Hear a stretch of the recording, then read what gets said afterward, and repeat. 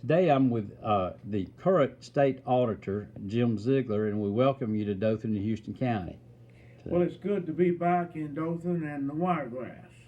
It's great to have you. You have been state auditor now for 3 years. 3 years and running for re-election. Well, that's right.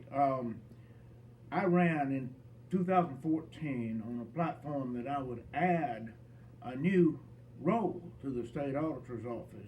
In addition to the state property inventory that is always done, that I had a plan to be a monitor of waste, mismanagement, and corruption in Montgomery. And we've made a start at that. Little did I know at that time how much that was needed. It was needed very badly. I filed the initial complaint against then Governor Bentley, and after a year of investigation, the Ethics Commission found probable cause that he was in violation of 4 felony charges, including my complaint. And 5 days later, he resigned. So he violated his oath of office, and he had to go.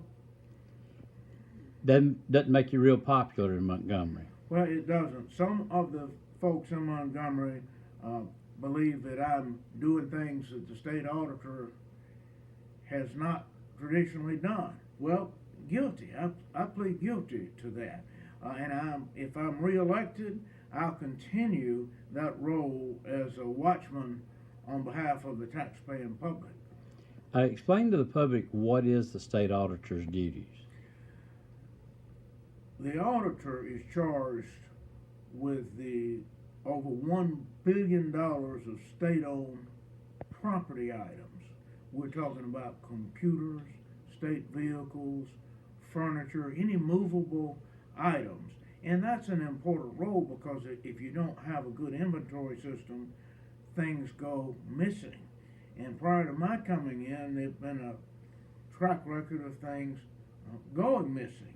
We've tightened up on all of that, even though 2 Robert Bentley budgets have cut my budget by 28.5%. Now, the auditor already had a lean budget before I went in. And you take a lean budget and you cut it further 28.5%, and we're just operating on insufficient resources. But yet, we have scrounged and saved every dollar, and we're current on the state audits. That is the traditional role of the state auditor, which we are continuing. Now, when you hear public officials go, we were audited, or the state auditors told us this or that, does that come under your office? It depends. If their money is being audited, that is done by the examiners of public accounts. If their resources and items in the office is audited, then I did it. Now, there is some overlap in staff, and I am looking at going back to the way it was done prior to about 1939. The state auditor's office, which is accountable to the people, handle all of that. For some reason, the legislature, in their wisdom at that time, created a separate examiners of public accounts under the legislature to audit the money, leaving only the state property with the elected auditor. I'm not sure that's the best system, and I could save at least $500,000 a year just on staffing by putting the examiners of public accounts under the elected state auditor. What do you want to say to the people about your re-election and why to re-elect Jim Ziegler? Some of the people who are anti-Ziegler and some of the powers in Montgomery want to defeat me. They want to go back to the old system where the auditor's office was very quiet. It just quietly did the property audits and nothing else. Well, we don't need that. Can you imagine if I had not been in and filed that initial ethics complaint against Governor Robert Bentley, we might still have Governor Bentley in that dark cloud over the state of Alabama. But I pushed that and pushed that, and others came aboard, and justice did prevail. It was a little delayed. If they had listened to me, we could have solved the Bentley problem a year before we did. But the wheels of justice turn slowly, but they turn. So we need to continue the state auditor as a monitor of how the taxpayers' resources are being used. It's amazing that we don't have that. In Montgomery, we don't have an inspector general. We don't have a consumer advocate, a taxpayer advocate.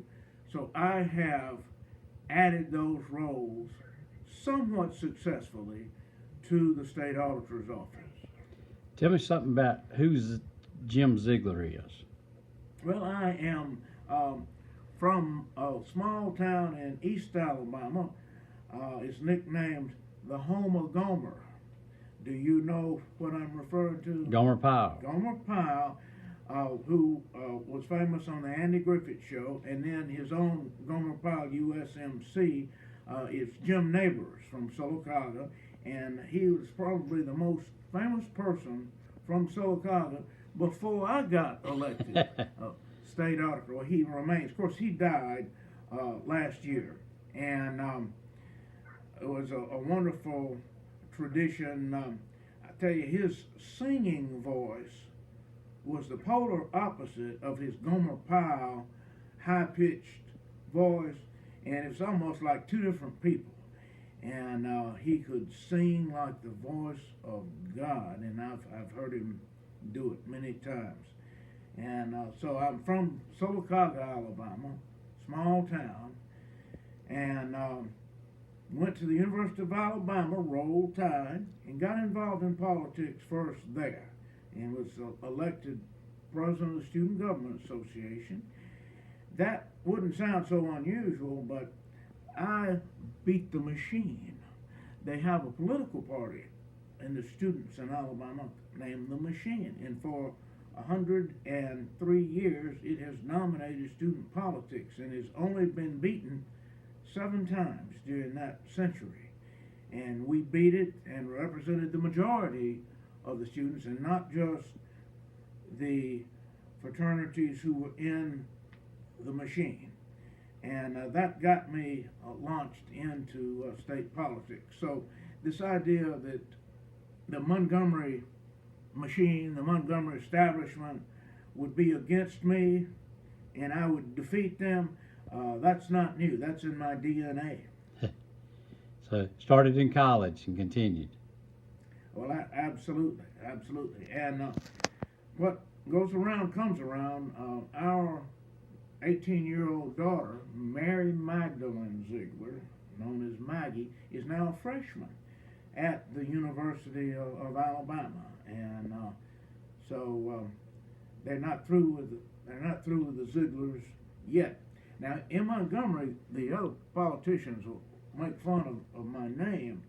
Ziegler is the name of the bologna, Ziegler bologna, and they think that's quite funny. But I just think it's added name recognition now that I'm running for re-election as auditor. What are some of the biggest challenges that you find in dealing with Montgomery? I know I hate going to legislature and hate being around Montgomery because of all the games played by the legislators. A lot of the legislation I call our TV legislation because they play good to the 5 and 6 o'clock news, but they really are baloney. What are some of the biggest obstacles that you found being in Montgomery and watching what goes on with our state government? Well, during the previous Bentley administration, when I was elected, which only ended 11 months ago, I did not have the support of the governor and his people, and as a consequence, in 2 successive budgets, they cut the state auditor's budget 28.5%. Now, it was already a lean budget before that, and it was very frustrating trying to do my job and do this extra role of being the watchman against waste and mismanagement on an insufficient budget. Now, the good news is we've got a new administration, been in 11 months, and they're right on the verge of restoring about half of the money that I've been cut. While we won't have any excess at all, we'll be able to get by. So selling the powers that be in Montgomery on what I'm doing and why and the worth of it has been difficult, but it is coming along. People that early on were saying, now, Ziegler is going beyond what he's supposed to be doing, they're not much saying that anymore. They found out I was right on some of these issues. All right. If people want to contact you, how do they do so on your reelection campaign? The best way is to go on Facebook, and I have a Facebook page that's real complicated, Jim Ziegler, State Auditor. Doesn't get any simpler than that, and that will get you my Facebook page. You can send a message, or you can read all about the issues and what we're doing. Spell Ziegler, just for those that... It's spelled just like the bologna, Zeigler. We appreciate your time today. Thank you very much, Ricky Stokes News.